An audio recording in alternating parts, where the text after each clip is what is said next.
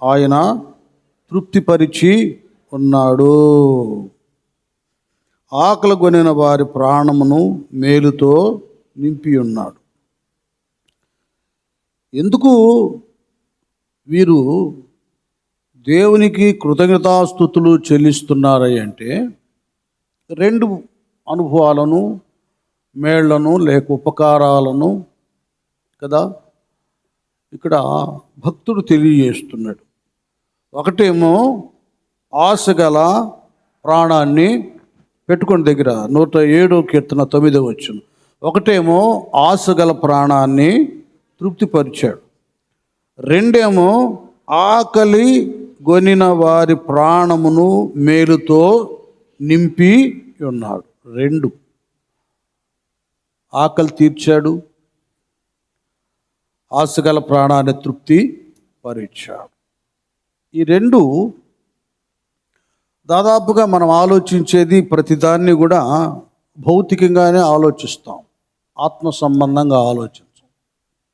ఆశ, దేవుడు నాకు డబ్బులు కావాలంటే ఇచ్చాడు, లేకపోతే అది కావాలంటే ఆ వస్తువు కావాలంటే ఈ వస్తువు కావాలంటే ఈ వాహనం కావాలంటే ఆ వాహనం కావాలంటే ఇచ్చాడు. ఇస్తేనేమో సాక్ష్యం, ఇవ్వకపోతే ప్రార్థనకి వెళ్తున్నాం, నాకేం జరిగింది, దేవుడు నాకేం చేశాడని దేవుడి దగ్గర నుంచి విశ్వాసుల మీద వరకు నిందేస్తారు. అదే పాస్టర్ గారు లాభం లేదు, అదే వాళ్ళంతా లాభం లేదు, ఏందో వాళ్ళ ప్రార్థన. దేవుడేమో నమ్ముట నీ వలన అయితే నమ్మువానికి సమస్తం సాధ్యం అన్నాడు. వీళ్ళలో ఉండదు నమ్మిక, వీళ్ళలో ఉండదు విశ్వాసం, వీళ్ళలో ఉండదు భక్తి. వీళ్ళు ఏంటంటే వెళ్ళగానే అన్నీ వాళ్ళ కోరికలన్నీ తీరాలి, ఆశలన్నీ తీర్చబడాలి, దేవుడు అన్నీ వాళ్ళకి ఇవ్వాలి. అప్పుడే వాళ్ళకి కోరికలు తీరే విశ్వాసం ఉంటుంది. ఇలాగున భలే ఉందని గొప్పగా చెప్తారు, అవేమి తీరకపోతే నింద వేస్తారు. ఇక్కడ విషయం ఏంటంటే, ఆశగల ప్రాణం అనేటటువంటిది వాస్తవంగా భౌతికంగా కూడా మన ఆశలు కోరికలు తీర్చబడాలంటే దానికి ఒక నియమం ఉంది, నియమం ఒకటి ఉంది. అర్హత యోగ్యత లేకుండా దేవుని దగ్గర ఆశించినా అది దొరకదు. మనందరికి తెలుసు, సీమోను తత్తరులు అక్కడ గలిలయ ప్రాంత ఆ సముద్రంలో రాత్రి వేళ చేపలు వేయటానికి వెళ్ళారు, పట్టడానికి. రాత్రి అంతా కూడా వాళ్ళకి ప్రయాసపడ్డారు, కానీ ఏమీ దొరకల. వాస్తవం ఏంటంటే సీనియర్లు వాళ్ళు ఆ చేపలు పట్టే విషయంలో చాలా నైపుణ్యత కలిగిన వారు. వాళ్ళకి ఏ చేప ఏ లోతుల్లో ఉంటుందో, ఏ ప్రాంతంలో ఉంటుందో, ఏ ప్రదేశాల్లో సముద్రంలో ఇటువైపు నీళ్ళల్లో అది దొరుకుతుందో వాళ్ళకి తెలుసు కనుక వాళ్ళు ఏం చేస్తారంటే ఆ ప్రదేశాన్ని ఎన్నుకొని పలానా టైంలో ఆ చేపలు దొరుకుతాయి, బయటకు వస్తాయని అటు వెళ్ళిపోతారు, అక్కడ వేస్తారు వాళ్ళు. అయితే ఇక్కడ పాపం వీళ్ళ నిరాశ దురదృష్టం ఏంటంటే ఒక చేప కూడా దొరకల. ఇక్కడ మీరు విషయాలు గమనించాలి. ఆధ్యాత్మిక జీవితంలో దేవుడు తన కొరకు నిన్ను ఎన్నిక చేసుకోవాలి, లేక నీ విషయంలో నువ్వు ఆశించినట్లు కాకుండా ఒక అద్భుతమైనటువంటిది నువ్వు ఊహించి తలంచిన దానికంటే మిన్నైనటువంటి దేవుడు నీకు ఇవ్వాలి ఆయన అనుకున్నాడు అనుకోండి, నీవు ఆశించేది నీకు దొరకదు. మరొకటి, తన సేవ కొరకే నిన్ను దేవుడు ప్రతిష్ఠించుకొని నిలబెట్టుకొని ఒక సేవకురాలుగా సేవకుడుగా తన సాధనంగా వాడుకోవాలనుకున్నారనుకోండి, నువ్వెంత చదివినా ఉద్యోగం రాదు, ఎంత కష్టపడ్డా ఏం చేసినా ఎన్ని ప్రయత్నాలు చేసినా కూడా నువ్వు అనుకున్నది జరగనే జరగదు. నీ విషయంలో దేవునికి ఒక ఉన్నతమైనటువంటి ప్రణాళికను కలిగి ఉన్నాడు. మీరు గుర్తుపెట్టుకోండి, నీ విషయంలో దేవుడు ఒక ఉన్నతమైన ప్రణాళికలు కలిగి ఉన్నాడు. నువ్వేమైనా చేయాలన్నా అది నీ చేతికి అందదు, లేక అక్కడ ఫెయిల్ అయిపోతుంది, సక్సెస్ కాదు. మళ్ళీ నీలో ఏ లోపం, పాపం, తప్పు ఏముండదు.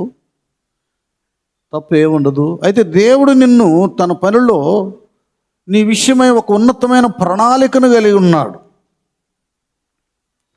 ఫరో కుమార్తె యొక్క కుమార్తె యొక్క కుమారుడుగా మోషే పెంచబడ్డాడు. ఈయన హెబ్రీయుడు, ఆమె ఐగుప్తురాలు. తర్వాత ఈ ప్లాన్ ఏంటంటే వీడిని రాజు చేయాలి, ఈ చక్కటోడిని రాజుగా చేయాలి. ఆయన్ని కూడా అలాగే పెంచింది. ఆయన కూడా ఐగుప్తు సకల విద్యలు నేర్చుకొని వాక్చాతుర్యం కలిగి అన్నిట్లో ప్రావీణ్యతను కలిగి ఉన్నాడు. ఆయన కూడా అనుకున్నాడు, నేను తర్వాత రాజును అవుతాను. ఆయన ఎప్పుడైతే పెద్దోడైపోయాడు, ఇక్కడ ఈ విషయాలు గమనించాలి. ఈ తర్వాత హెబ్రీయుల పత్రిక చదువుకోండి. పెద్దవాడైపోయిన తర్వాత ఇక్కడ కేవలము భౌతికంగా, శారీరకంగా పెద్దాడవటం మాత్రమే కాదండి. ఇక్కడ అర్థం చేసుకోవాలి, ఆత్మీయముగా పెద్దవాడైపోయాడు. వయసు వచ్చినటువంటి వారు పౌలయ్య అన్నట్లుగా మంచి చెడు, కీడు మేలు ఎరగటానికి జ్ఞానేంద్రియాలను కలిగి ఉన్నారంటారే. నాన్న వినండి బాగా. ఆత్మీయ జీవితంలో కూడా 5-10 సంవత్సరాలు ఇలాగ రక్షించబడి ఎదుగుతూ ఉండగా దేవుని ప్రణాళిక, దైవ నియమం, ఆత్మీయ పద్ధతులు వాళ్ళకి అర్థమవుతాయి కదా. అది హెబ్రీలో 6వ అధ్యాయం ఎంతలో ఉంటుంది. ఎదిగిన తర్వాత అది మోషేది కాకుండా కాలమును బట్టి చూచితే మీరు బోధకులుగా ఉండవలసిన వారై ఉండగా, చూడండి, బోధకులుగా ఉండవలసిన వారై ఉండగా దేవోక్తులలో మొదటి మూల పాఠములను ఒకడు మీకు మరలా బోధింపవలసి వచ్చెను. మీరు పాలు త్రాగవలసిన వారే గాని, చూడండి, మీరు పాలు తాగవలసిన వారే గాని బలమైన ఆహారము తినగలవారు కారు. మరియు పాలు త్రాగు ప్రతివాడును, చూడండి, పాలు తాగు ప్రతివాడును శిశువే. కనుక నీతి వాక్య విషయములో అనుభవము లేనివారై ఉన్నారు. వయసు వచ్చిన వారు అభ్యాసము చేత మేలు కీడులను వివేచించుటకు సాధకము చేయబడిన జ్ఞానేంద్రియములు కలిగి ఉన్నారు. జ్ఞానేంద్రియములను కలిగి ఉన్నారు. కనుక బలమైన ఆహారము వారికే తగును. అర్థమవుతుందా? ఎదిగినటువంటి వారు ఆత్మీయతలో బలమైన ఆహారం వారికే తగు. ఇంత డీప్నెస్, ఇంత లోతైనటువంటి స్థితి లేదు అనేకుల్లో. ఈయన పెద్దాడైపోయిన తర్వాత ఆయనకు వచ్చిన వైరాగ్యం ఇప్పుడు చూడండి. ఆయన 11వ అధ్యాయం. మోషే పెద్దవాడైనప్పుడు విశ్వాసమును బట్టి ఐగుప్తు ధనము కంటే క్రీస్తు విషయమైన నింద. చూసారా, ఐగుప్తు. ఇప్పుడు చూడండి, ఏ ఐగుప్తుకు రాజు కాబోతున్నాడో ఆ ధనము కంటే క్రీస్తు విషయమైన నింద గొప్ప భాగ్యమని ఎంచుకొని, చూడండి, గొప్ప భాగ్యమని ఎంచుకొని అల్పకాలము పాపభోగము అనుభవించుట కంటే దేవుని ప్రజలతో శ్రమ అనుభవించుట మేలని యోచించి, చూడండి, శ్రమ అనుభవించుట మేలని యోచించి ఫరో కుమార్తె కుమారుడని అనిపించుకొనుటకు ఒప్పుకొనలేదు. అది ఒక్క నిమిషం చూసారా, అతనికి రాజు అయిపోతాడు. కాబట్టి అల్పకాల ఈ భోగాన్ని అనిపించుకుంటే దేవుని పిల్లలతో శ్రమ అనుభవించడం మేలుని ఎంచుకొని వదిలిపెట్టేశాడు. ఇదండి ఆత్మీయంగా మనం ఎదిగినప్పుడు, పెద్దవాళ్ళం అయినప్పుడు ధనానికి, లోకానికి, భోగాలకు, సౌకర్యాలకు, సుఖాలకు మనం ఛాయిసాం. ఏమో అవకాశం వాటికి ఏమో ఆరాధన పోగొట్టుకుంటే ఏంటి? నేను చెప్తున్నాను, మీరు ఒకసారి మీ మనోనేత్రాలు తెరవబడాలి. కొంతమంది శని ఆదివారాలు ఫంక్షన్లకు వెళ్తారు. వాళ్ళు వెళ్ళటమే కాకుండా పక్కన కూడా రమ్మంటారు. మీరు కొద్దిగా ఆలోచించాలి. నేను విమర్శ కాదు, మీరు పోగొట్టుకున్నటువంటి ఆత్మీయతను, అభిషేకాన్ని నేను మీకు జ్ఞాపకం చేస్తున్నాను. ఒకవేళ మేము నిజం చెప్పి, మీకు మంచి చెప్పి మీరు వెళ్ళిపోయినా, లేకపోతే నాకు శత్రువులైనా దేవునికి స్తోత్రం. మీరు నన్ను విమర్శిస్తే, లేకపోతే త్రోసివేస్తే నాకేమీ భయం లేదు, పర్వాలేదు. దేవుడు నన్ను రేపు పరీక్షిస్తే, విమర్శిస్తే, ఏంటిలా చేసావు, అక్రమం చేయవాడా అంటే నరకానికి వెళ్తా. మీకోసం మీకు మంచి చెప్పకుండా నేను నరకానికి వెళ్ళవలసిన అవసరం ఏమీ లేదు నాకు. మనము దేవుని ఆశించవలసినటువంటి వారం, దైవత్వంలో ముందుకు వెళ్ళవలసినటువంటి వారం. బాప్తీసాలు పొంది 5-10 సంవత్సరాలు అయినా కూడా దైవ నియమానికి మనం కట్టుబడి ఉండటం లేదో. మనం ఏం చేస్తున్నాం? ఎంత దుర్మార్గం అయిందండి మన పరిస్థితి కదా. ఒక్క పూట కూటి కొరకు జ్యేష్ఠత్వ హక్కును అమ్ముకొనినా ఏషావులాగా అయిపోతున్నాం. అది మీకు తెలియట్లా. ఏంది ఆదివారం రాలా, నవ్వుతున్నావు, అక్కడ ఏడుస్తావు, జాగ్రత్త. మరి ఫంక్షన్ పిలిచారు, ఫంక్షన్ పిలిచినప్పుడు నేను పరలోకం తీసుకెళ్ళరు. కొన్ని విషయాలు మనం చేస్తున్న తప్పుల్ని దేవుడు ఇవాళ జ్ఞాపకం చేస్తున్నాడు. నీలో వస్తున్న ఆశలు ఎలాంటివి, ఏ ఆశను నువ్వు నెరవేర్చుకుంటానికి దైవ నియమాన్ని కూడా వ్యతిరేకించి వెళుతున్నావు, వీటిని ఇప్పుడు దేవుడు నీ ముందే పెడుతున్నాడు. పెద్దోడయ్యాడు ఆత్మీయతలో, ఇంకా మహారాజు అయిపోతాడు ఐగుప్తుకి. వజ్రాల కిరీటం, దివ్యమైన సింహాసనం, అలాగ సెలవిస్తే రమ్మంటే రావాలి, పొమ్మంటే పోవాలి, ఏదైనా జరగాలి. అలాంటి వాడు దేవుని ప్రజలతో శ్రమ అనిపించడం గొప్ప. అది ఒక మాట నేను చెప్తున్నాను, మీరేమని అనుకుంటే ఐ డోంట్ కేర్. ఆదివారం వచ్చేసరికి పరిశుద్ధులైనటువంటి దేవుని జనులతో, దేవుని బిడ్డలతో మనం కలిసి ఉండి ఆరాధన చేసి చప్పట్లు కొట్టి గంతులు వేయాలి. చప్పట్లు కొడదాం గట్టిగా, దేవుని స్తోత్రం.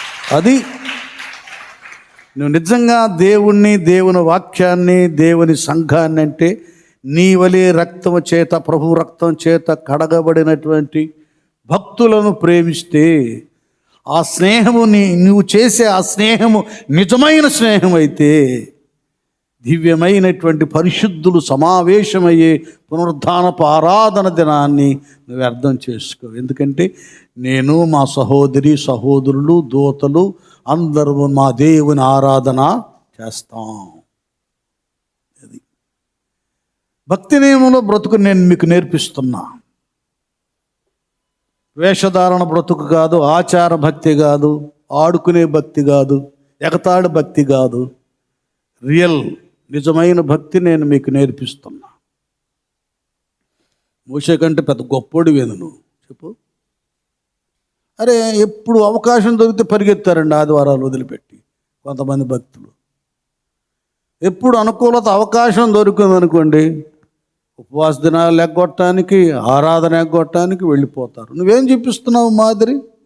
సరే ఫంక్షన్కే వెళ్ళావు, వాళ్ళు ఎవరు రక్షించబడలా, నువ్వు రక్షించబడ్డావు. నువ్వేమి వారికి మాదిరి చూయిస్తున్నావు, అది పాయింట్. వాళ్ళు నువ్వు ఒకటే. ఎందుకంటే రక్షణ భక్తి అనేది చాలా విలువైంది. దాన్ని నువ్వు నిలబెట్టుకుంటానికి ఆశ కలిగి ఉండాలి. గోళీలాట, అష్టచమలాట, జిగ్గులాట, చింతపిక్కులాటలాగా భక్తి ఉండకూడదు. కొంతమంది జీవితాల్లో చక్కటి సమయం దేవుడిస్తే దేవుని సన్నిధిలో మోకరించకుండా ఎప్పుడు గట్ల మీద పుట్ల మీద కూర్చొని ముచ్చట్లు చెప్పుకుంటారు. ఆ టైము మోకరించి నీ బిడ్డల కొరకు, ఇంకా ఎదిగిన వ్యక్తివైతే నీ కొడుకుల కొరకు, కోడళ్ళ కొరకు, మనవళ్ళ కొరకు, మనవరాళ్ళ కొరకు ఏడవచ్చుగా. రోడ్డు మీద ఏడవకపోతే బుద్ధి లేని స్త్రీలు. దేవుని కలిగి కూడా పిచ్చి వేషాలు వేయకూడదు. క్రమంగా బ్రతకటం నేర్చుకోండి. ఒక మాట చెప్పాలి, నువ్వు రక్షించబడిన తర్వాత నీ సంతతిని, నీ మనవ సంతతిని కూడా దేవుడు నీ చేతిలో పెట్టాడు. ఏం చేస్తావు?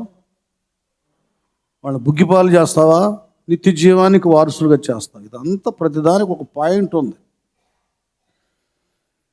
భక్తి అంటే దేవుడిని ఎరగటం అంటే, రక్షించబడటం అంటే నువ్వు అనుకున్నంత ఆచారంగా జీవించేది కాదు. ఇది ఆత్మ నియమంతో, ఒక సమర్పణ తీర్మానంతో కూడింది. ముందు దాన్ని నువ్వు అర్థం చేసుకోవాలి. ఎంత గొప్పవాడై ఆత్మీయంగా ఎదిగిన తర్వాత మోషే నాకు వద్దులే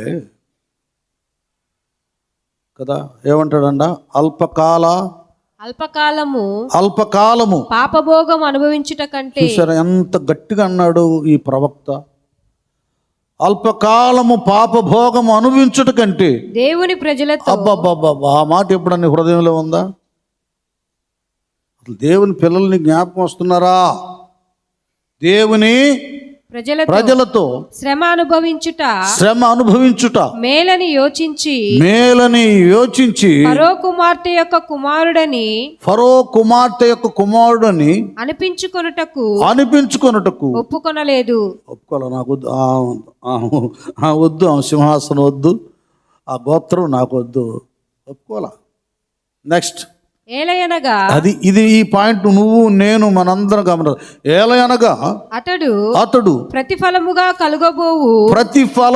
కలగబోవు బహుమానమందు దృష్టి ఉంచెను. అది గట్టిగా ఇప్పుడు చప్పట్లు పడదాం. ఇప్పుడు బయటకు లాగుదాం.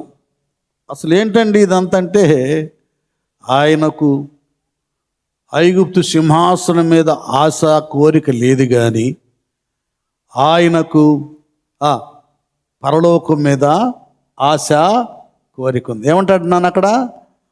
ఏమంటాడు అక్కడ? ఒక మాట, అతడు ప్రతిఫలముగా కలగబోవు బహుమానమందు దృష్టి ఉంచెను. అది ఆ బహుమానం, పరలోక బహుమానం మీద మోషే గారు ఏముంచాడు? దాని మీద ఆశించాడు. దృష్టి అంటే ఆశించను అని అర్థమైందా? వెళ్తాం, ఒక వస్తువు చూస్తాం, భలే ఉందంటే దాని మీద దృష్టి పెట్టామంటే దాని మీద ఆశ కలిగింది. అది కొనాలి, తినేదైతే తినాలి, ఇంట్లో పెట్టుకునేదైతే చక్కగా అలంకారంగా ఏర్పాటు చేసుకోవాలి. కనుక ఇక్కడ ఇంత రత్నాలు, ముత్యాలు, వైఢూర్యాలు, సింహాసనం, బంగారం అన్నీ లగ్జరీ, విలాసవంతమైంది కంటూ ఎదుట కనబడుతూ ఉన్నా, ఆయన ఆత్మీయంగా ఎదిగిన తర్వాత ఇవన్నీ అదృశ్యమైపోయినాయి. అవి కనపట్ల ఆయన దృష్టికి.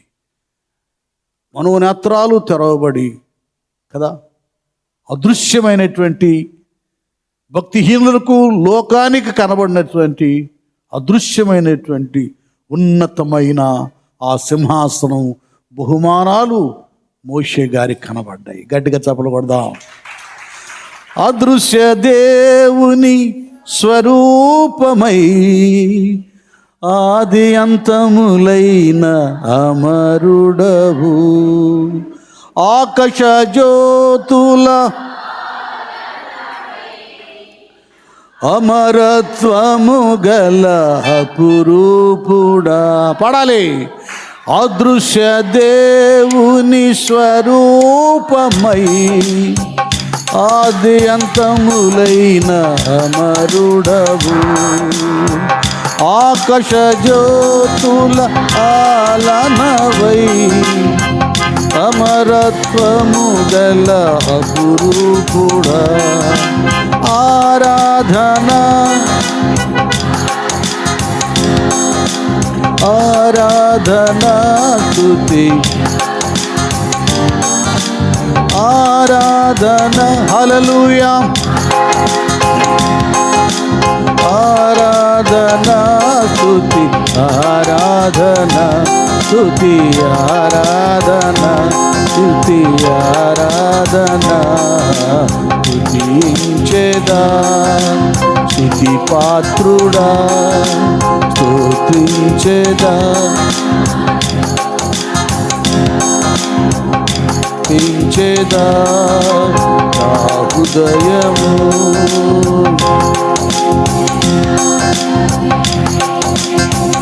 చాలు, హల్లెలూయా. అది కొద్దిగా ఒక అడుగు ముందుకేయండి. ఆశ అనేది ఉండాలి. ఆశ ఇప్పుడు ఇదివరకు నువ్వు రక్షణ లేనప్పుడు వేరు, రక్షణ కలిగిన తర్వాత నీ ఆశలో ఒక ప్రత్యేకత కనబడాలి. పెద్దవాడు కాక మునుపు మోషే గారి విధానం వేరు. నేనే రాజుని, నాకు ఈ హోదా అధికారం, అదిగా నా ఎవరు నా రాణి, ఇలాగ ఏవేవో ఆశలు తలంపులై ఉండొచ్చు. స్పిరిచువల్ ఆత్మీయతలో ఎప్పుడు ఎదిగాడు. మీరు ఎలాగ డిఫరెన్స్ ఉండాలో పరిశుద్ధాత్ముడు వాళ్ళు చెప్తున్నాడు. నువ్వు రక్షణ పొందక మునుపు బాగా సంపాదించాలి, బాగా సంపాదించాలి, బాగా తినాలి, కట్టాలి, లగ్జరీగా ఉండాలి. వాళ్ళకంటే కూడా మా ఇంట్లో స్త్రీలు పట్టు చీరలు కట్టాలి, వాళ్ళకంటే మేము ఇలా ఘనంగా ఉండాలి, అట్లాగా ఉండాలి, ఇట్లాగా ఉండాలి, ఇలాగ ఉండాలని ఒక్కోసారి హెచ్చుల కొరకు కదా, హెచ్చుల కొరకు అప్పైన నుప్పులాంటి సార్ అన్నట్టు లోకంలో అప్పులు చేసి పండగలు చేస్తారు, తర్వాత ఎండగడతారు. వాళ్ళు అప్పులు ఇచ్చిన వాళ్ళు ఏం చేస్తారు, తీర్చకపోతే ఎండగడతారు. ఎన్ని భక్తులు మనం లోకస్తులం కాము, ధన విషయంలో కూడా జాగ్రత్తగా ఉండాలి. 37వ కీర్తనలు అంటాడు, భక్తిహీనులు అప్పు చేసి తీర్చకుందురు అంటాడు. నేను చెప్తున్నాను యథార్థంగా, నేను చేశాను కాబట్టి చెప్తున్నాను. ఎవరు నీకు అప్పిచ్చారో నిన్ను అప్పు అడగటానికి వాళ్ళు మౌనంగా ఉన్నా, ఒకళ్ళ మరిచిపోయినా వాళ్ళ తట్టి లేపి అప్పు తీర్చాలి. కొన్ని సంవత్సరాల క్రితం ఒక ఆయన నాకు 300-400 ఇచ్చాడు. ఆయన చనిపోయాడు, పాస్టర్ గారి వాళ్ళ మిస్సెస్ ఉంది. 300-400 ఇచ్చాడు. 400 2,000 రూపాయలు బెన్ని చేత పంపించా. ఎలాగ పంపించానంటే, ప్రార్థన చేయించుకొని ఇచ్చేయన్న. ఎందుకు ఇస్తున్నా ఉన్నారంట పాస్టర్ గారు, ప్రార్థన చేయమ్మా అని ఇచ్చేసాడు. ఎందుకంటే దేవుని పిల్లలు ఒక్కరికి మనము అప్పు ఉండకూడదు. ఇది అడ్డం మన భక్తి బ్రతుక్కి, పరలోకానికి వెళ్ళటానికి. మీకు తెలియట్లా, చాలామందికి ఎగ్గొట్టం సునాయాసంగా భావిస్తున్నారు, దాన్ని పోగొట్టుకుంటారనేటటువంటి భయం రావటంలో చాలామందికి. భయపడండి దేవుడికి, నేను అది చెప్పేది మీకు. భయపడండి. భయం లేకపోతే భూలోకంలో నువ్వు నెమ్మదిగా బ్రతకలేవు, పరలోకంలో అడుగు కూడా వేయలేవు. ఇది చాలా అవసరం అండి భక్తి జీవితంలో. ఇప్పుడు మనం వెళ్ళిపోయి వచ్చి ఆదివారం చక్కగా సినిమాలకు వెళ్ళొచ్చు, పార్కులకు వెళ్ళొచ్చు, సరదాగా గడపచ్చు కదా. ఎందుకు ఇక్కడ ఉన్నాం? పరలోక రాజ్య వారసులు అవటానికి ఎలాగ బ్రతకాలో బ్రతుకు నేర్చుకుంటున్నాం. ఆ బ్రతుకు నేర్చుకుంటానికి ఇక్కడికి వచ్చాం. వచ్చి కూడా దేవుడు వాక్యం ద్వారా మాట్లాడుతున్నా బ్రతుకు మారకపోతే దానికి ఎవరు బాధ్యులు? ఎవరు బాధ్యులు? ఇది మీరు గమనించాలి. చాలామందికి ఏం తెలియట్లా. వస్తున్నానుగా, ప్రార్థన చేస్తున్నానుగా, పాట పాడుతున్నానుగా అనుకుంటున్నాం, కానీ అసలు మనం చేసే ప్రార్థన కానీ, మనం పాడే పాట కానీ, మనం సమకూర్చబడే విధానం కానీ దేవునికి అంగీకారంగా ఉందా లేదా అన్న ప్రశ్న కావాలి. దావీదు ఎందుకు అంత తోడయ్యాడంటే తప్పు చేశాడు కానీ కప్పు పుచ్చుకోలేదు, ఏడ్చాడు, పొరుపు కొట్టుకుపోయి అంత ఏడ్చాడు. తన జీవితంలో ఒకసారి పరిశీలన చేయండి. నీకు ఆయాసకరమైనది ఏదైనా ఉంటే నాలో నుండి తీసేయి అంటాడు. ఏం పౌలు గారి కంటే మనం మహా గొప్పవాళ్ళం. ఆయన అంటాడు, అయ్యో అందరికీ సువార్త ప్రకటించి నేనెక్కడా అది పడిపోతానో దౌర్భాగ్యం అవుతాడని ఎప్పుడు విమర్శించుకున్నాడు. భక్తి అనేది ఒకడు ఏలుబెట్టి చూపించేది కదా, మనకు మనం పరిశీలన విమర్శ చేసుకునేది. అప్పుడు బ్రతుకుతాం అనా. చాలా గొప్పది భక్తి. దాన్ని శ్రద్ధగా నువ్వు కాపాడుకోవాలి. వాస్తవంగా ఏవేవో ఆశించాలి. మోషే గారు ఆత్మీయతలు అలా ఎదిగలేకే పెద్దళ్ళైనాక ఎలాగా మంచి చెడులు తెలుస్తుందో ఆధ్యాత్మిక పరమైనటువంటి మేలు కీడు మంచి చెడు ఇవన్నీ తెలిసిపోయిన తర్వాత ఏమైందంటే నేత్రాలు తెరవబడ్డాయి, మనోనేత్రాలు తెరవబడ్డాయి. ఇదివరకేమో రాజరికం సింహాసనం, ఓ చక్కటి యువరాణి రాణి అని ఆశించే ఈ మనసు దేవుడు, పరలోకం, దూతలు, బహుమానాలు, అందుస్థానం, గట్టిగా చెప్పబడతాది, అందుస్థానము, అది నాకు కావాలి. దాని మీద ఆశ పుట్టింది. మనం బాప్తీసాలు పొంది 2 అయినా 3 అయినా 5 అయినా 10 అయినా 20 అయినా 30 అయినా 40 అయినా ముసలోళం అయిపోయినా డబ్బు డబ్బు డబ్బు, లోకం లోకం లోకం. నానా ఏమంటాడు బలో వండర్ఫుల్ వర్డ్ అంటాడు కదా. తిమోతి రాసిన మొదటి పత్రిక 6, తిమోతి రాసిన మొదటి పత్రిక 6వ అధ్యాయం 9 నుండి చదువురా. కొద్దిగా మనం కొన్ని విసర్జించాలి, కొన్నిటికి దూరంగా ఉండాలి, కొన్నిటి మీద ఇష్టపడకూడదు, కష్టపెట్టుకోవాలి. చూడండి, కష్టపెట్టుకోవాలి, ఇష్టపడకూడదు. పైన వాటి వైపే మనం చూడాలి. చదువురా తల్లి. ధనవంతులగుటకు, చూడండి, వినండి, బాగా వినండి. ధనవంతులగుటకు అపేక్షించువారు శోధనలోను. చూడండి, ధనవంతులు కావాలని అపేక్షించే వాళ్ళకు ఇదేంటంటే ఒక మాట చెప్పాలంటే దురాశ దుఃఖానికి చేటు అంటారే, అది కలిగిద్ది. శోధనలోను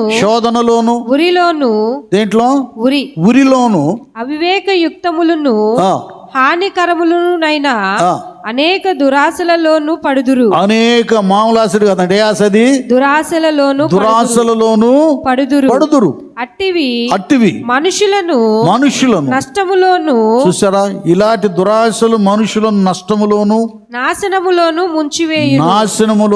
ముంచివేయును.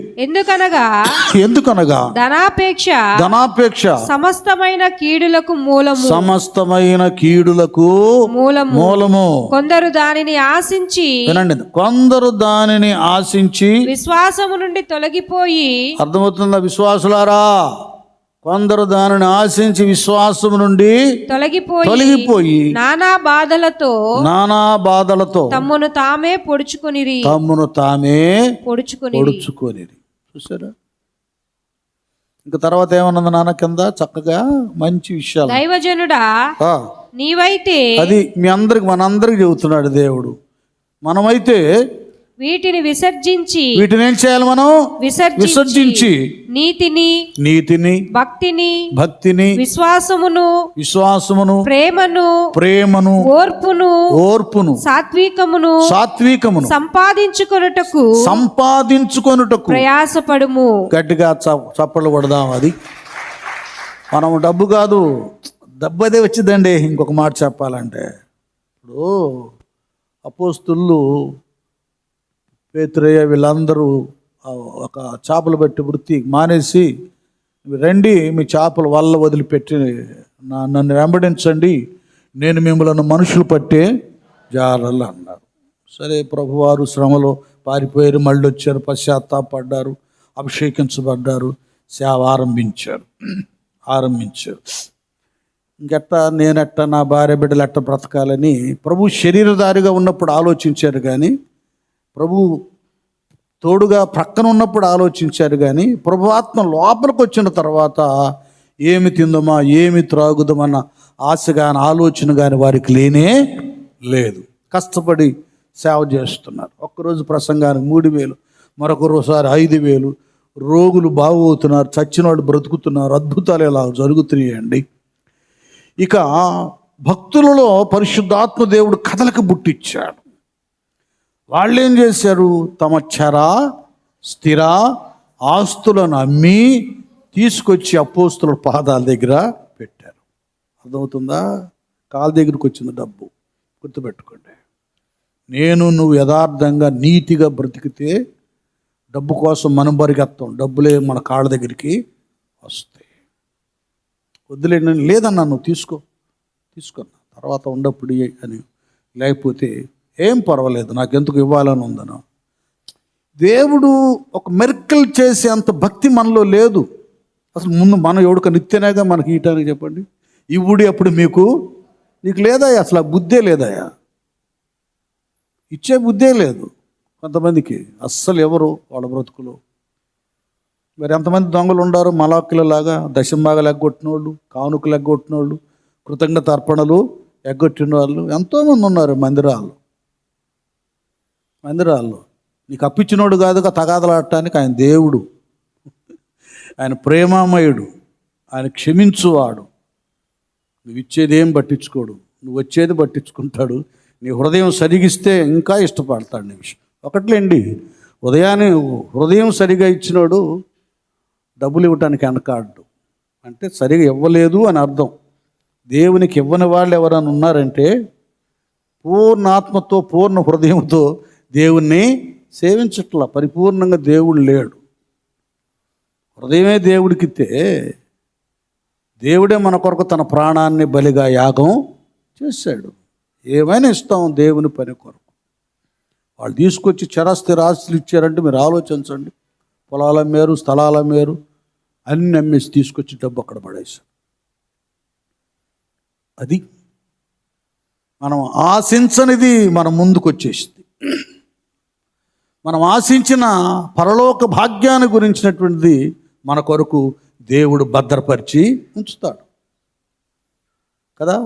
ఆయనను భయభక్తులు గల వారిని ఆయన దాచి ఉంచినా అది పైన దాచి ఉంచాడు మనకు మేలు. అది ఎవడు కూడా టచ్ చేయడానికి వీల్లేదు. నేను చాలాసార్లు మీకు చెప్పుంటాను. ఒక బుక్లో నేను చదివాను. బెర్న్హామ్ అనేటటువంటి ఒక దైవ సేవకుడు. ఆయన 65 ముందు సేవ చేశాడు అనమాట.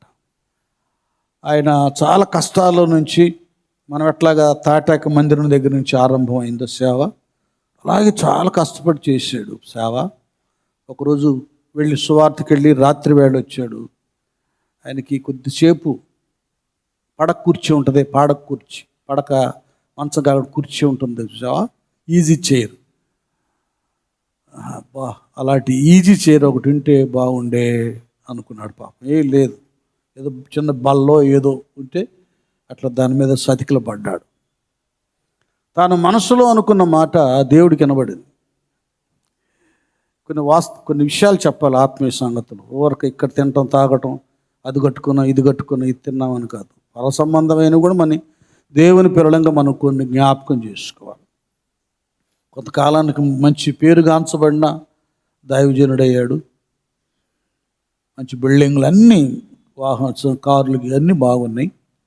అయితే ఏంటంటే తన భార్య జబ్బు చేసి చనిపోయింది. ఆయన గారేమో వేరే దేశంలో ఉన్నాడు. నేను వచ్చిన దాకా ఉంచండి, నేను వచ్చిన దాకా నా భార్యను పాస్టర్ గారిని ఉంచండి, ఆ తర్వాత మనం భూస్థాపన చేద్దామని. ఇంకా 3 days పడుతుంది అనమాట ఆయన అక్కడి నుంచి రావటం, ఆ దేశం నుంచి చెప్పాడు. సరే, ఈలోపు ఏమైందంటే అమ్మగారు ఆత్మ పరలోకానికి వెళ్ళిపోయింది. ఆ పరదేశులు చూస్తూ ఉన్నారు. ఆమె చూస్తున్నప్పుడు ఒక ఈజీ చైర్ ఒకటి రత్నముల చేత, ముత్యముల చేత పొదగర్చబడినటువంటి దాంట్లో చాలా అద్భుతంగా ఉంది. ఇదేంది బలి చక్కగా ఉంది, బలి బాగుందని అలా ఊరక ఆ చేయి వేయటానికి అలా వెళ్ళకపోతే దోత ఆపేశారు. అగో ఏంటండి, చేయి వేయకూడదు, భూలోకం కాదు, ఒకళ్ళ ఆస్తి ఒకళ్ళు దోచుకుంటానికి, ఒకళ్ళ ఇల్లు ఒకళ్ళ కబ్జా చేయటానికి ఒకళ్ళ స్థలాలు ఒకటి కబ్జా చేయటానికి. ఎవరి కొరకు సిద్ధపరచబడి ఉన్నాయో అది వారికే సొంతం, మరొకరికి సొంతం కానే కాదు. అది పరలోకం అంటే. ఇక్కడైతే ఒక స్థలం కొంటే వాడు తెల్లారి వెళ్తే వాడు ఇంకొకడు వసిపరుచుకుంటాడు, కబ్జా చేస్తాడు. డాక్యుమెంట్స్లో చూస్తే మన పేరుంటే వాడి పేరు మార్చేసుకుంటాడు. అక్రమ పాలన, అన్యాయపు ప్రభుత్వాలు ఇవి. లోకం ఇది న్యాయబద్ధమైన లోకం. ఎవరి ప్రయాసగా వారికే ప్రతిఫలం అనుగ్రహించబడుతుంది. తాకటానికి వెళ్ళలేదన్న. ఎందుకయ్యి ఏంటంటే ఇది భూలోకంలో దైవజనుడు బ్రన్హామ్ వారి కొరకు దేవుడు ఆర్డర్ ఇచ్చాడు, దూతలు తయారు చేశాడు. ఇది ఆయన కొరకే. అదేంటి? అవును, ఆయన సేవ ఆరంభంలో కనీసం కూర్చుంటానికి కుర్చీ, ఒక ఈజీ చైర్ కూడా లేదు. కష్టపడి చేశాడు సేవ. తన మనసులో మాట దేవుడు విన్నాడు, ఆయన కొరకు ఇది సిద్ధపరిచాడు. గట్టిగా చప్పలు పడదాం దేవుని స్తోత్రాలు. కంటికి కనబడనివన్నీయో, చెవికి వినబడనివన్నీయో, కంటికి కనబడని చెవికి వినబడనివన్నీయు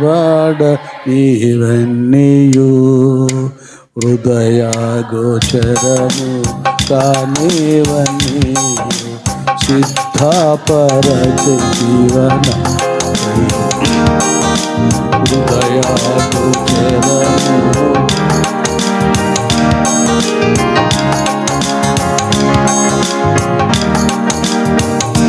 ప్రభు యేసు నా రక్షక,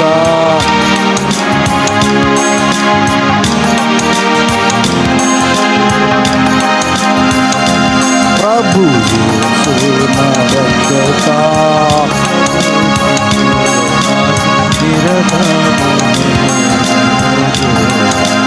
స్తోత్రం హల్లెలూయా. కొద్దిగా నేను చెప్పేది ఏంటంటే దేవుడు నాతో కూడా ఆయన మాట్లాడుతున్నాడు. ఇక్కడ ఎత్తుకుంటాం, ఇక్కడ ప్రాకులాడటం, ఇక్కడ తరువులాడటం, ఇక్కడ సమకూర్చుకుంటాం కాదు. అసలు నువ్వు ఎందుకు వచ్చా ప్రార్థన చెప్పు. నువ్వెందుకు బాప్తీసం తీసుకున్నావు? నమ్మి బాప్తీసం పొందినవాడు చెప్పండి వీరే. రక్షణ అంటే ఏంటి? పరలోకం వెళ్ళును అని అర్థం. నమ్మని వానికి అంటే అర్థం ఏంటి?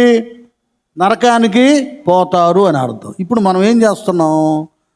బాప్తీసం అయితే పొందాం కానీ రక్షణను కాపాడుకోవట్లా, పరలోకంలో సమకూర్చుకోవట్లా. నమ్మని వానికి శిక్ష అన్నాడే, నరకం అన్నాడే. నరకవాసులు దేన్ని ఎదుగుతున్నారో, సమకూర్చుకుంటున్నారో దాన్నే సమకూర్చుకుంటున్నాం. అంటే మనం లోతు భార్యలాగే ఉండాం. ప్రస్తుతం బ్రతుకు ఆధ్యాత్మిక పరంగా ఆమె ఉప్పు స్తంభమై కనబడింది, కానీ ఈ హృదయాలు కఠినపరచబడి వాత వేయబడిన మన సాక్షి కలిగినటువంటివై మన ఇష్టాన్ని, మన ఈ లోక కోరికలు తీర్చుకుంటూ మనము లోతు భార్యలాగే ఉన్నా. రక్షణ ప్రదేశానికి నడకలేదు మనకి. సొదొమ గొమొర్రానికి చేరువలోని ఉప్పు స్తంభమై ఇట్టాగే వెనక్కే చూస్తున్నాం, లోకం వెనకే. జాగ్రత్త, జాగ్రత్త సుమి. దేవుడు వెక్కిరించబడడు. ఏది విత్తుతావో అది డబ్బు డబ్బు, లోకం లోకం, తిండి తిండి కదా, లగ్జరీ లగ్జరీ, ఈ లోక సౌఖ్యం సౌఖ్యం సౌఖ్యం అంటున్నావే. బాప్తిసం పొందుకొని కూడా జాగ్రత్త, జాగ్రత్త. వాటి విషయంలో నువ్వు బాప్తిసం పొందింది పరలోకానికి వెళ్ళటానికి కానీ నరకానికి వెళ్ళటానికి కాదు.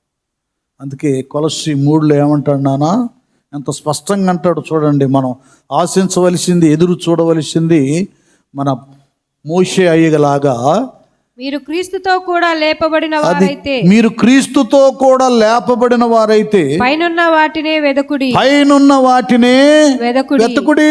అక్కడ చూసారా, అది మనం ఆశించవచ్చు. అక్కడ క్రీస్తు క్రీస్తు దేవుని కుడిపార్శ్వమున, దేవుని కుడిపార్శ్వమున కూర్చుండి ఉన్నాడు, కూర్చుని ఉన్నాడు.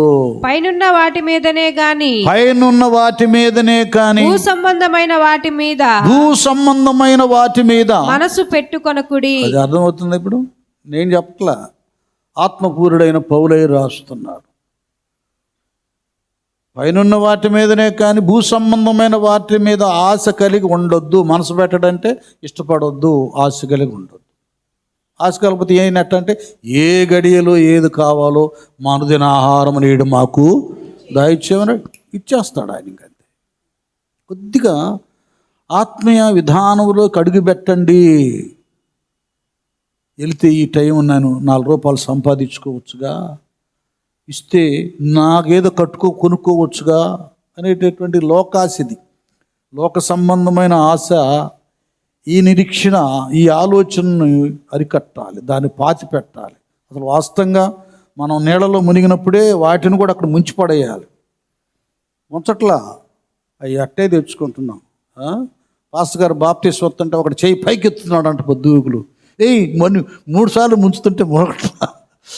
ఏం డబ్బా చేయి పైకి? లేదా సార్, ఒకటి మీద నాకు ఎప్పటి నుంచో చాలా కక్ష ఉంది, కోపం ఉంది, వాడు నన్ను అట్టన్నాడు ఇట్టన్నాడు, ఈ చేత్తో వాడిని కొట్టాలి. అదిగా ఈ పిచ్చి భక్తి, పిచ్చి విధానంతో, సొంత ఆలోచనలతో భక్తి జీవితాన్ని పతనం చేసుకుంటున్నారు. వ్యర్థ భక్తిని ప్రదర్శిస్తున్నాం. కొద్దిగా మనం జాగ్రత్తగా వీటిలో ఆలోచించాలి. మన ఆశ, అపేక్ష, మన కోరిక పై వాటి మీద, అసలు నా పేరు జీవగ్రంథంలో ఉంటుందా, తుడిచివేయబడిద్దా, భయం ఉండాలి. లేకపోతే నేనేం చెప్పలేను మీకు. అసలు నా కోసం ఏమన్నా ఉందా? ఏమండి, ఏ ఫ్లాట్ కొనలా, ఏం కొనలా, పేరు రాసుకున్నారా అంట, దాన్ని కట్టలేదంట డబ్బులు సరిగా, అందరికి ఇచ్చి ఇల్లు కట్టిస్తున్నారు. నాకేదంటే నువ్వేం కట్టావు, పేరైతే రాపించుకున్నాడు కానీ ఏది కట్టింది లేదు, చచ్చేది లేదు. లోకంలోనే ఇట్టుంటే బాప్తీసం సంబంధంగానే వెళ్ళిపోతావు ఎందు పరలోకం. నమ్మి బాప్తీసం పొందినవాడు రక్షించబడినంటే నమ్మికకు, రక్షణకు ఏర్పాటు తగ్గినట్లుగా మనం బ్రతకాలి. ఇది అవసరం. కనుక తెలియకుండానే మోషే గారి ఆశ రాజరికం, కిరీటం మీద, రాణి మీద కాకుండా పరలోకానికి వెళ్ళిపోయింది. ఎందుకు వెళ్ళిందంటే వయసులో పెరిగాడు, ఆత్మీయతలు పెద్దాడు అయిపోయాడు. అది అయిపోయాడు. అందుకే అన్ని వదిలిపెట్టి బయటకు వచ్చాడు. కొద్దిగా డిస్టర్బ్ అయినా, శ్రమ అయినా, 40 సంవత్సరాలు వేధించబడ్డా, ఆ తర్వాత ఆయన ఈ ప్రజలకు కాదు, దేవుని ప్రజలకే ఏమయ్యాడు? నాయకుడయ్యాడు మోషే. దేవుని ఇంట్లో ఎలాంటి వాడయ్యాడు? గట్టిగా, అది భూమి మీదే మిక్కిలి సాత్వికుడు. సరే, ఒక్కసారి సీమోన్ దగ్గరికి వెళ్ళి ముగిద్దాం. మిగతాది ఏం చేస్తా, పట్టుకుంటూ వదలదు. మరియమ్మ తల్లి ఏమో నాకు ఈ 9వ వచనం ఇచ్చింది. కొద్దిసేపు చెప్పి 1/2 గంట నెక్స్ట్ వీక్ చెప్పుకుందాం. సీమోన్ గారి దగ్గరికి వెళ్దాం. వెళ్ళాడు. ఎందుకంటే దేవుడు ఎందుకో కొందరితో మాట్లాడబోతున్నాడు. సీమోన్ ఏమో ఆ చేపలు పట్టడంలో మంచి నైపుణ్యత కలిగిన వాడు. వాళ్ళకి అందరికి తెలుసు, సీనియర్లు కదా, ఎక్కడ ఈ చేప ఉండదు నాకు చెప్పుకున్నాగా. వెళ్ళాడు. రాత్రంతా ప్రయాసపడ్డాడు, ఏం దొరకల. ఇక ఉదయాన్నే సూర్యుడు వచ్చేసాడు. ఇక వాళ్ళు కడుక్కొని ఇంటికి వెళ్ళిపోదామని ఇక రెడీగా ఉన్నారు. వినాలి, అందరు శ్రద్ధగా ఆలకించండి. ఎవరి ప్రవచనం ఎవరి కోసం నాకు తెలీదు. ఇక వెంటనే వెళ్ళబోతుంటే ప్రభువారి దగ్గరికి వచ్చి సీమోనుదే ఒక దోణి చూసి, దోణిను సీమోనుదైన యొక్క దోణి ఎక్కి దరి నుండి కొంచెము త్రోయుమని అతన్ని అడిగి కూర్చుండి, అది చూశాడు. ఏం చేశాడు? ఆ దోణిలో యేసయ్య వెళ్ళి కూర్చున్నాడు. అది సంగతి అండి. నువ్వు అన్నిట్లో ఫెయిల్ అవటానికి కారణం ఏంటంటే, అంత నైపుణ్యత ఉన్నా కూడా ఆగిపోవడానికి కారణం ఏంటంటే, నీ హృదయ ధ్వనిలో దేవుడే ఉండాలని ఆయన నిర్ణయించాడు. ఆయన ప్రణాళికలో రాయబడి ఉంది. ఇంకంతే, నీకు ఇంకేం కాదు. దేనికి నీకు స్థానము, స్థలము అది చేయటానికి దేవుడు నీకు సెలవు ఇవ్వడో. సాధ్యమైతే నీ పెళ్ళి కూడా కాదు పో అంటే అందరికి కాదండి, లేని పొంది పెళ్ళి కాదన్నాడు ఫాస్ట్ గారు. కొందరి విషయంలో నేను చెప్తున్నాను. అంటే ఆయన ఆ రీతికి ప్రతిష్ట చేసుకుంటాడు. తన కొరకు నియమించుకుంటాడు, నిలబెట్టుకుంటాడు. ఇప్పుడు ఏలియా ఉన్నాడు, ఎలీషా ఉన్నారు. వాళ్ళ సంగతి మీరు ఆలోచించండి. వాళ్ళ సాధువులు జీవితకాలం అంతా. మన అయ్యగారు ఉన్నారు, అయ్యగారు దేవదాసు అయ్యగారు 120 సంవత్సరాలు బ్రతికారు ఆయన. కొందరిని ఒక ఉన్నతమైన స్థితి ఇవ్వడానికి ప్రత్యేకంగా దేవుడు ఎన్నిక చేసుకుంటాడు. భక్సింగ్ గారు ఉన్నారు, ఆయన పెద్ద ఇంజనీర్ ఆయన. జాబ్ కూడా చేయలేదు, పూర్తిగా సేవకి వచ్చేసాడు దేవుడు పిలిస్తే. ఆయన పిఎం సమ్మెల్ గారు అని, ఆయన కేరళ బ్రాహ్మణ్ అనమాట. ఎక్కడో కేరళ నుంచి ఆంధ్రాకి, విజయవాడకి తీసుకొచ్చాడు ఆయన దేవుడు. నిష్టగల బ్రాహ్మణ కుటుంబంలో. ఆర్ఆర్కే మూర్తి గారు ఉన్నారు, బ్రాహ్మణ్. చూడండి, ఒక్కొక్క రీతిగా దేవుడు ఒక్కొక్కరిని తన కొరకు ప్రత్యేకపరుచుకుంటాడు. తన ఆశ ఆ వ్యక్తుల ఆశ నెరవేరక దేవుడు వారి పక్షంగా తన కోరికను నెరవేర్చడానికి ఆయన నిలబెట్టుకుంటాడు. గట్టిగా చప్పట్లు కొడదాం, దేవుని స్తోత్రం. ఇలా కొన్ని ఉంటాయి. ఇక్కడ విషయం ఏంటంటే, చేపలను పట్టడం నైపుణ్యత కలిగే వాడని ఒక్క చేప కూడా దేవుడు పడేటట్టుగా చేయలేం ఇంకంతే. ఎందుకంటే తాను వేరే చేపలను పట్టడానికి సెట్ చేసుకున్నాడు. సీమోను, పేతురు, యాకోబు, యోహోన్లను. మన జీవితంలో మన ఆశలు, మన కోరికలు నెరవేరవు. ఆయన ఆశ, కోరిక మన ద్వారా నెరవేర్చుకుంటానికి దేవుడు మనల్ని ఎన్నిక చేసుకుంటాడు. ఇంకంతే. నేను ఇంటర్ అయిందండి, ఇంటర్ అయిపోతుంది, చదువుతుంది. ఇక డిగ్రీకి వెళ్ళిపోదాం. బిఏ చదువుతాను, బీఎడ్ చదువుతాను, బిఏడ్ టీచర్ అయిపోతాను. నాకు టీచర్ అంటే భలే ఇష్టం. ఉపాధ్యాయుడిగా ఉండటం అంటే ఇంకా అనుకున్నాను. చదువుతున్నాను, ఇంటర్మీడియట్ ఆగిపోయింది, ముందుకెళ్ళటంలా కాలు. ఇంగ్లీష్ రాస్తున్నాను, ఫెయిల్ అవుతున్నాను. వరక ఏముంది, HEC history, civics, economics, Telugu medium అది. వాళ్ళు చెబుతుంటేనే నాకు అర్థమైపోయేది, రాసేసేవాడిని. అన్నిట్లో బాగానే పాస్ అవుతాను, ఇంగ్లీష్లో ఫెయిల్ అయిపోతున్నా. చేయలేడా? అప్పటికే నేను దేవునిలో ఉన్నాను, నమ్ముకున్నాను ఆయన్ని. పాస్ చేయలేడా? కాదు, తన పని చేయాలి. అప్పుడు దేవుడు స్వతహాగా చాలామంది ప్రవచించారు. అప్పుడు బుడ్డ ప్రవక్త మన మేరీ ఫ్రాన్సిస్, సలోమి గారు, కాంతమ్మ గారు, ఇంకా చాలామంది ఉన్నారు ఆ రోజుల్లో వేరే వేరే ప్రదేశాల నుంచి. వాళ్ళందరూ ప్రవచించారు సేవ చేయాలని. నాకు భయం వేసింది, నేను చేయను. అప్పటికే పొట్టకూటోళ్ళు, సంచులోళ్ళు అని సేవకులకి అంత మంచి పేరు లేదు. నాకొద్దు ప్రభా, నేను ఉద్యోగం చేసుకుంటా, చక్కగా సంఘంలో ఒక సభ్యుడిగా ఉంటా, ప్రార్థన చేసుకుంటా, సహకారంగా ఉంటా, దశంభాగాలు ఇస్తా, ఈ సేవకునికి ప్రోత్సాహకరంగా ఉంటానయ్యా నేను అనుకుంటున్నా, ప్రార్థన చేసుకున్నా. దేవుడు స్వతహాగా ఆయన దర్శనమిచ్చి నాకు ఈ ప్రదేశం చూయించి నన్ను పిలిచాడు. ఇక తప్పల.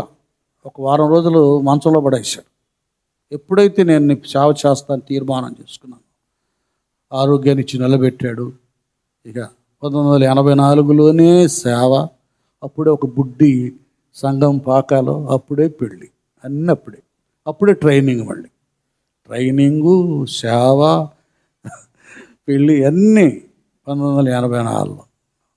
తినక ప్రయాసపడి దేవుడు కనికరం ఏంటంటే, నేను బలహీనుడు కాకుండా అప్పటి నుంచే ముఖ్యంగా సహోదరీలు, మరి స్థాపకురాలు కమలమ్మ గారు మొదలుకొని, మరి సలోమి గారు కానీ, మా పెద్దక్క కానీ, చిన్నక్క కానీ, చెప్పాక మేరీ బుడ్డమ్మ కదా, అందరూ వాళ్ళ ప్రోత్సాహాలు, వాళ్ళ ఇష్టత, వాళ్ళ ప్రార్థన, దేవుడి కృప నన్ను ఈ స్థానానికి తీసుకొని వచ్చింది. ఈ విధంగా దేవుడు తన ఆశ తీర్చుకుంటానికి నన్ను పిలుచుకొని సేవలో నిలబెట్టుకున్నాడు. గట్టిగా చప్పట్లు కొడదాం.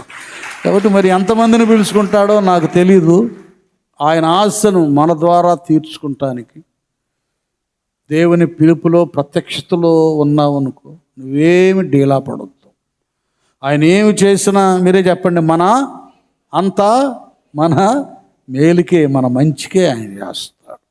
లేదండి నేను ఇట్లాగే ఉండాలి ఒంటరిగా అంటే అస్సలు. పెళ్ళైనటువంటి వాళ్ళు కూడా ఉండనటువంటి నిష్ఠ, నియమము, ప్రతిష్ట బ్రతుకును దేవుడు నీకు ఇస్తాడో ఇంకంతే. దేవుడు పిలుచుకుంటే ఆ పిలుపు విధానములో ఉన్న పవర్ వేరు ఉంటుంది నాన్న. విషయం ఏంటంటే వాళ్ళు రాత్రంతా ప్రయాసపడ్డా ఏమి దొరకలేదు. ఇక అక్కడ ప్రభువారు దోనిలో కూర్చుంటాం, ఆ దోనిలో నుండి ప్రసంగం చేసినప్పుడు జనాలందరూ కూడా చుట్టూ గుంపుగూడి వాక్యం వినటం. సీమోను గారు కూడా ఏం మాట్లాడకుండా మౌనంగా ఉండటం. ఏందయ్యా బోధకుడా, రాత్రి నుంచి కష్టపడ్డాం, మేము అల్లాడిపోతున్నాం, ఇంటికి వెళ్ళాలి, రెస్ట్ తీసుకుని ఏం మాట్లాడాలి, అలాగే ఉండిపోయాడు. సరే దూరం కొద్దిగా ముందుకు బానేమన్నాడు, ముందుకు నడిపించాడు. లోతుకు నడిపించి వలలు వేశాడు, చేపలు పట్టి వల పిగిలి పోయి అంతగా వచ్చేసినాయి. 2 దేనాలు నిండినాయి. ఇంకెంత పడ్డాడు, ఏడు అల్లాడుతుంటే ఇంక అన్నాడు ఒకటే మాట, మీరు మీ వలలు విడిచిపెట్టండి, మీరు నన్ను వెంబడించండి, నేను మిమ్మలను మనుషులు పట్టు. గట్టిగా చప్పబడదు. అది ఇక్కడ అర్థమవుతుందా? ఆశ గల ప్రాణాన్ని తృప్తిపరచినట్లుగా మన ఆశను తృప్తిపరచడం కాదు, మన పక్షంగా. ఇప్పుడు సబ్జెక్ట్ ఏంటంటే మన ద్వారా దేవుడు తన ఆశను తీర్చుకుంటాడు, తన ఆశను తీరుస్తాడు, తన కోరికను సఫలపరుచుకుంటాడు, తన చిత్తాన్ని నెరవేర్చుకుంటాడు కొన్ని పర్యాయాలు. ఇది కూడా మనం గమనించాలి.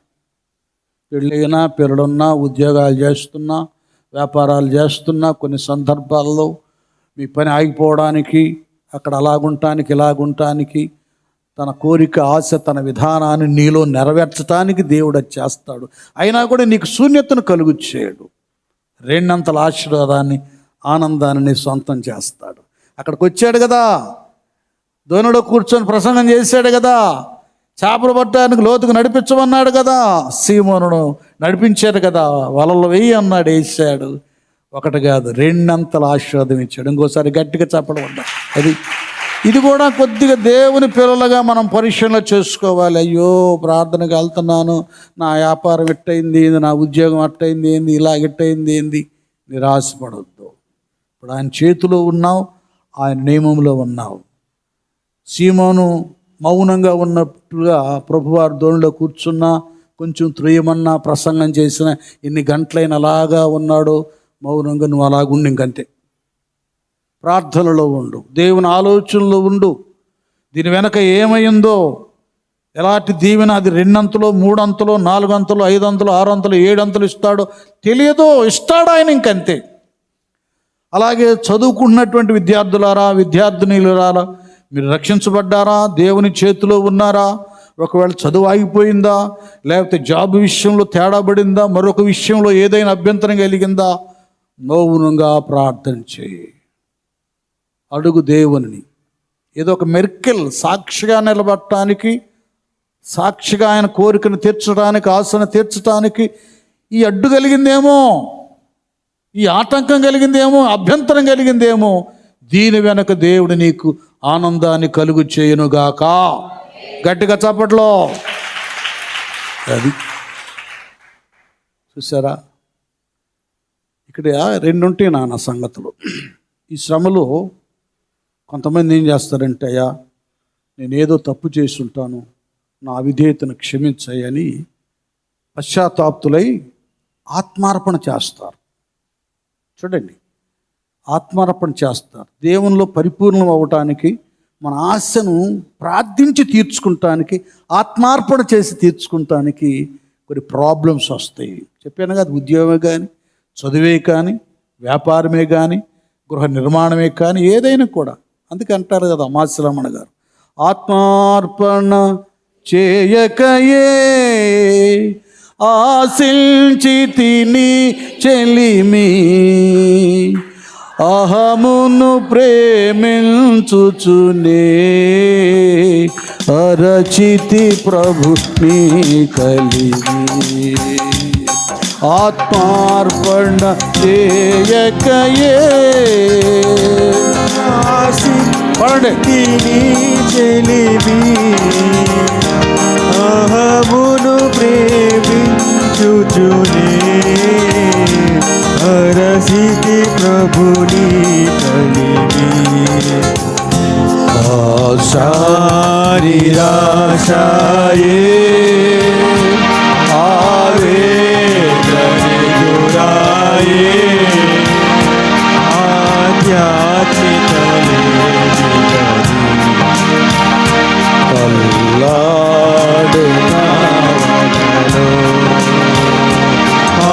ఆధ్యాత్మికలేమిగని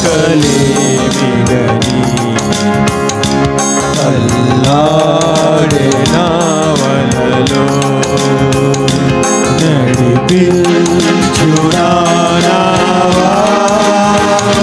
నడి సంగమున దేవా నవ జీవన మార్గమునా నా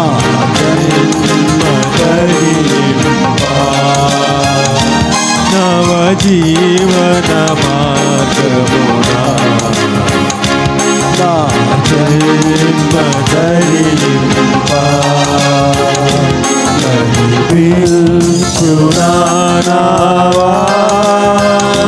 లోతైన జలములలో లోతున వినబడు స్వరమా లోబడుటను నేర్పించి లోపములు సవరించి లోతైన జలములలో లోతున వినబడు స్వరమా లోబడుటను నేర్పించి లోపములు సవరించి లోనూర్న ఈవులలో లోటైన నా బ్రతుకు లోపించని అర్పణగా లోకేశ చేయుమయా లోపించని అర్పణగా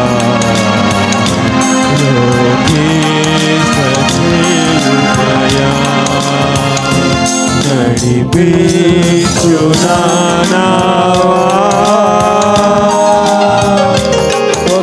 హల్లెలూయా. ఆశగల ప్రాణాన్ని దేవుడు తృప్తిపరుస్తాడు. ఈ ఆశలలో భక్తులకు ఉండవలసిన ఆశ వేరు, లోకస్తులకు ఉండవలసిన ఆశ వేరు. కొందరు లోకస్తులైన వారి యొక్క అల్పమైన విశ్వాసాన్ని బట్టి కూడా వారి ఆర్థిక సమస్యలను తీరుస్తాడు. అనేక విషయాల్లో దేవుడు సహాయం చేస్తాడు. అది ఎందుకంటే ఇకనైనాను వారు వెరిగి నాలో దీన్ని బట్టి పరిపూర్ణమైన నమ్మిక విశ్వాసం వారికి వస్తుందని. ఉదాహరణకి 10 మంది కుష్ఠరోగులు, వారిలో 9 మంది మాయమైపోయారు, ఒక్కడే తిరిగి వచ్చాడు. అతనితో అంటున్నాడు, నీ విశ్వాసమే నిన్ను స్వస్థపరిచి సమాధానము గలవాడవై పొమ్ము. ఇక్కడ అంటే ఏంటి, ఇప్పుడున్న దేవుడు చెప్పిన విశ్వాసం ఇతడు పరలోకానికి వెళ్ళటానికి. ఆ 9 మందిలో వారి ఆశ, ఆ శరీర కోరిక స్వస్థత తీర్చబడింది, ఇంకంతే. ఇక వాళ్ళు ఇంతవట్టుకే వాళ్ళ చరిత్ర. రేపు పరలోకం వెళితే వాళ్ళు కనబడరు. కనుక అలా కొంతమందికి దేవుడు ఛాయిస్ ఇస్తాడు, స్వస్థతలు అవి ఇస్తాడు. ఇక నమ్మకపోతే లోకంలో కలిసిపోవడం జరుగుతుంది. అయితే దేవుని పిల్లల విషయాల్లో ఆయన వారి ఆశను తీర్చడు కొన్ని సందర్భాల్లో. ఇక్కడ వినాలి, ఒక్క మాట వినాలి. అదేంటి, నేను ఎంత విశ్వాసం, ఎంత భక్తి కలిగి ఉన్నాను, దేవుడికి దశంభాగాలు ఇస్తాను, ఎంతో ఇస్తాను, ఎంతో కన్నీటితో ప్రార్థన చేస్తాను అంట. అయితే ఈ అర్పణ, నీవిచ్చే అర్పణ మాత్రమే కాదు కదా, ఆత్మార్పణ అది అంటాడే. ఆత్మార్పణ కావాలి. అదేంటంటే ఇంకో ఏదో ఉంటుంది, దావీదు అన్నట్లుగా నా అంతరంగమునున్న అది. ఇంకా నీ అంతరంగం నుండి ఒక తీర్మానము, ఒక ప్రతిష్ట, ఒక పశ్చాత్తాపం నీ అంతరంగం నుండి కలగాలి. అది రావాలి. ఆ కన్నీరు అది ఒక్కళ్ళిద్దరితోనన్నా నువ్వు చెప్పుకోవాలి విషయం. వారితో కలిసి నువ్వు ప్రార్థన చేసినప్పుడు నువ్వు తెలియకుండానే అంతరంగంలో ఏది సరి చేసుకోవాలో ఆ కన్నీటి ప్రార్థన నీ నోటి నుండి వస్తుంది. కన్నీరు విడవబడుతుంది. వెంటనే దేవుని ప్రత్యక్షత కలుగుతుంది. నీ చదువే కానీ, ఉద్యోగమే కానీ, వివాహమే కానీ, మరొకటే కానీ నువ్వు అనుకున్న ఆశ తీర్చబడి అద్భుతంగా కనబడుద్ది లోకానికి. గట్టిగా చప్పట్లు కొడతాం. అది కొద్దిగా లోతుగా వీటిని ఆలోచించాలి. ఎవరో ఉన్నారు చదువులో డిస్టర్బ్ అవుతున్నారు, జాబులో డిస్టర్బ్ అవుతున్నారు, కుటుంబ ఆర్థిక వ్యవస్థలో చాలా చాలా పొంతలేని విధంగా అవుతున్నారు. భయపడొద్దు.